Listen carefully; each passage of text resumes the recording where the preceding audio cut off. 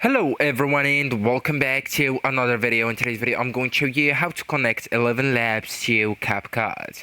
So actually guys, first you will need to generate your video or audio in ElevenLabs. So first you will need to go with ElevenLabs.io website and then just sign in to your account.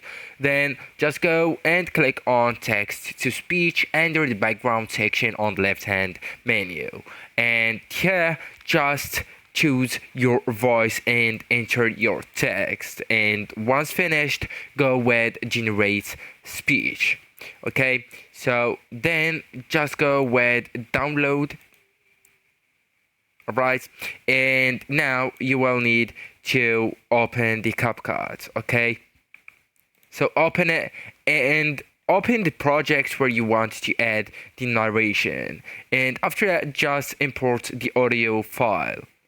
So go here with audio tab, and after that go with your files, select the audio from that you got from the ElevenLabs and just paste it right here.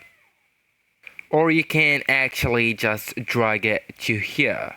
Okay, and then just positionate your audio to sync it with the video. Okay, and then just go ahead and adjust the volume, the fade in and fade out. And when done, just go ahead and export your video.